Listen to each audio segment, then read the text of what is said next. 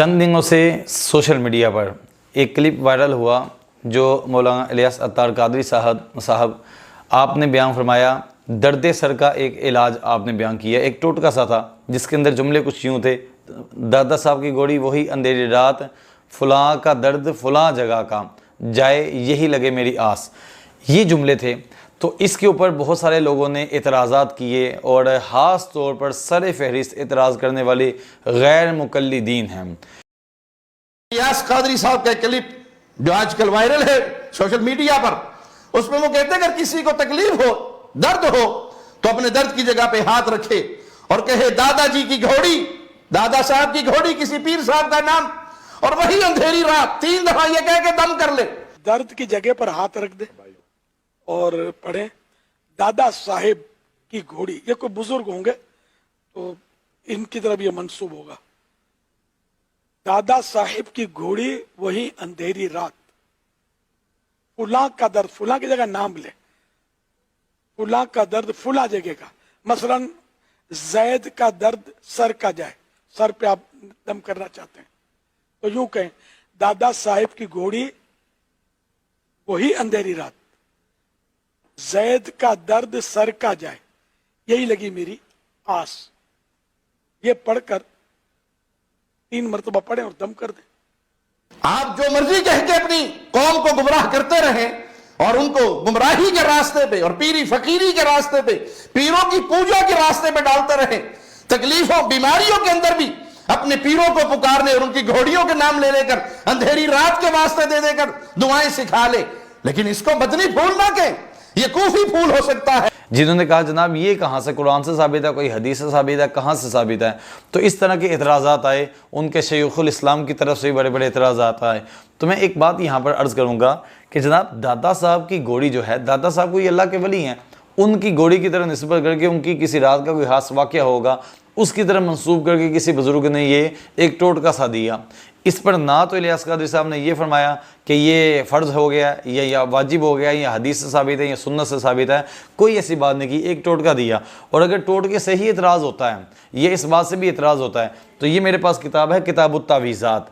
ये किताब लिखने वाले उम्दतुल मुफस्सिरीन ज़ुबदतुल मुहद्दिसीन, इनके नज़दीक गैर मुकल्लिदीन के मौलाना साहब सैयद नवाब सदीकुल हसन खान साहब हैं।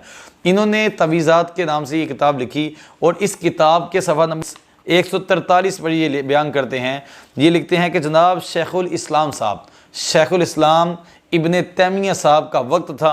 उस ज़माने में अगर किसी को कोई जिन वगैरह तंग करता तो शेखुल इस्लाम साहब जाते, आपके जाने से ही जिन भाग जाया करता था। यानी शेखुल इस्लाम साहब के कदम इतने बरकत वाले और इतने ज़बरदस्त कदम कि उस घर में लगने हैं, मरीज़ ने देखना, साथ ही जिन साहब ने भाग जाना है। जिन चड़ेल मर्द हो या औरत उसमें से निकल जाता था। फिर कहते हैं आस्ता आस्ता ऐसा मामला हुआ कि सिर्फ शेखुल इस्लाम का नाम लेते थे। हम गौसे पाक का नाम लें तो इनको तकलीफ़ होती है, शेखुल इस्लाम साहब का नाम लेते थे तो जनाब उसी वक्त जिन जो है ना वो भाग जाया करता था। ये मेरे सामने है, इंशाल्लाह इसको हम आपके सामने भी पेश करेंगे।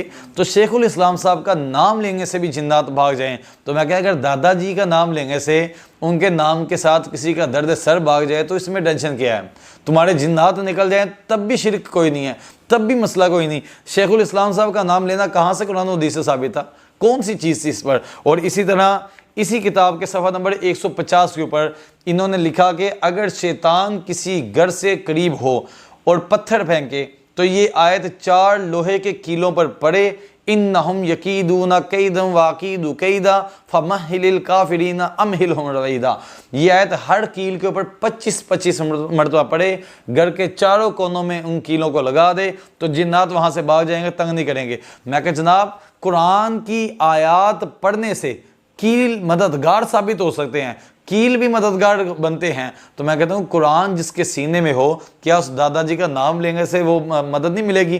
क्या उस दादाजी के नाम के साथ मालिक कायनात किसी की तकलीफ दूर नहीं करेगा? तो तुम्हारी तकलीफ दूर हो जाए कील ठोकने के साथ, तो दादाजी का नाम ले तो तुम्हें तकलीफ होती है। मैं कहता हूँ ये पीर जो है हमारी तो दूर हो ही जाएंगी इस दम के साथ, लेकिन कईयों को वो पेट में मरोड़ पड़ना शुरू हो जाते हैं। तो कम से कम अपने घर की भी खबर लें।